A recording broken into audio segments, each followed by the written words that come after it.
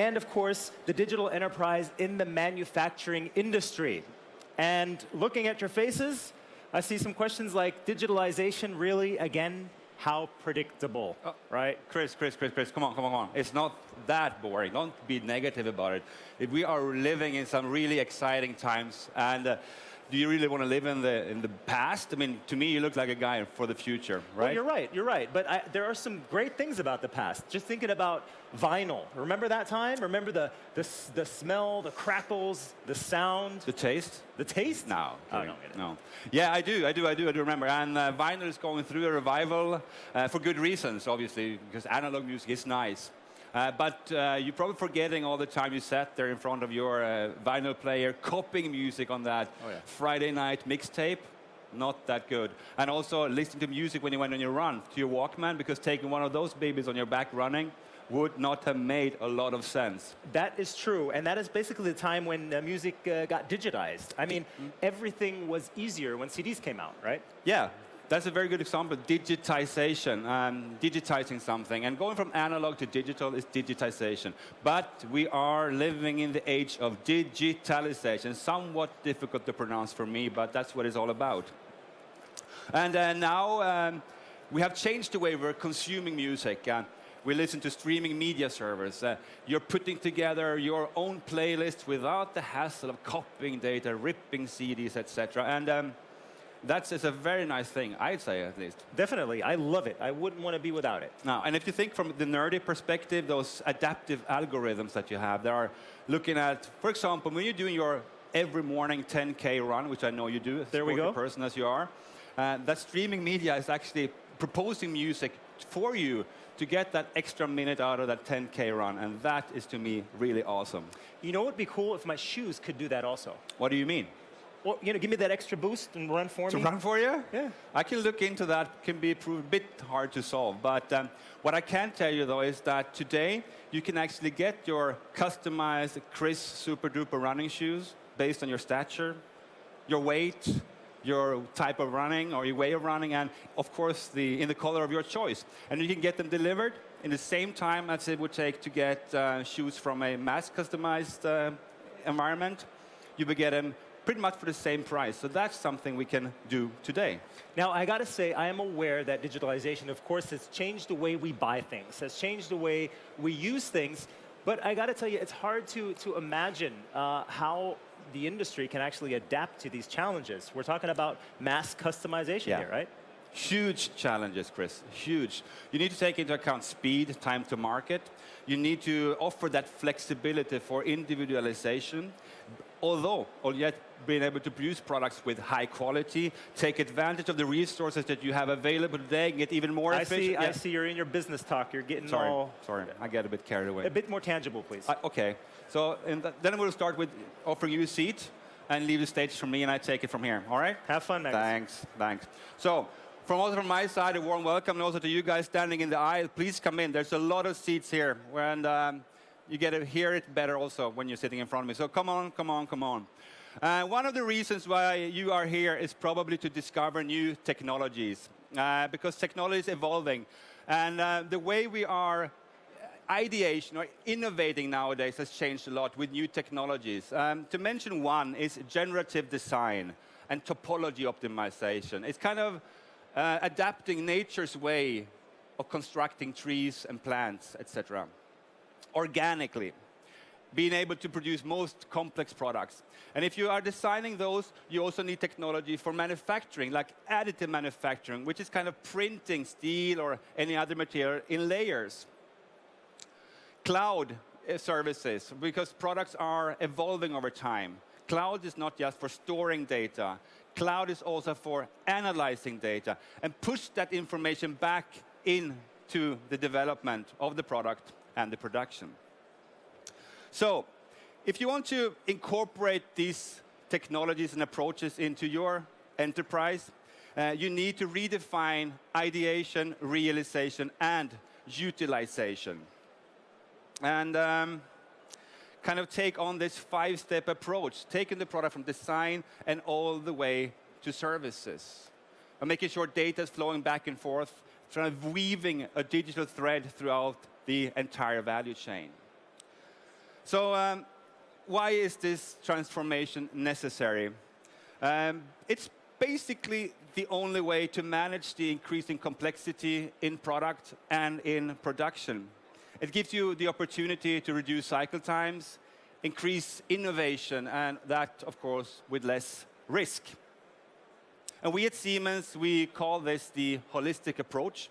And it's enabled by Teamcenter, which sits as a fundament under the 5 steps. You also have the connectivity to the Internet of Things with MindSphere, or cloud-based open IoT operating systems.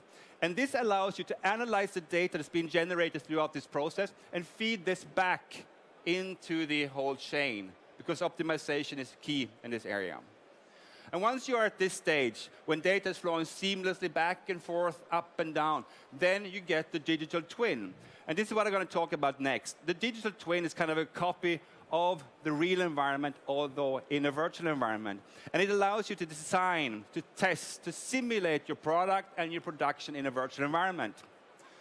I'm afraid I'm a bit too theoretically, so I'm going to take this down a notch. And I'm going to show you what I mean based on our own product, the Simatic Field PG.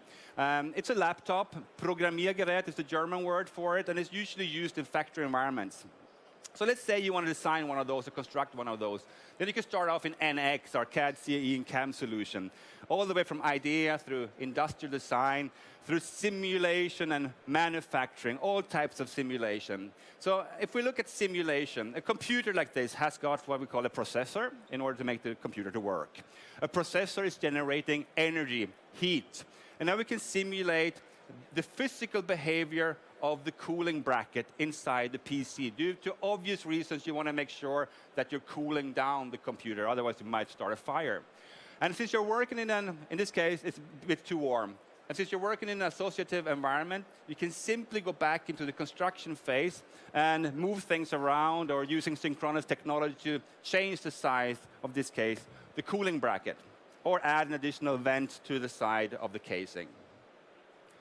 Some of you may have heard that we just got a new family member here at Siemens, Mentor Graphics. So from now on, we're also offering solutions for design and simulation of electronic components. And with that, I'm kind of done with the first phase, the development of the digital twin.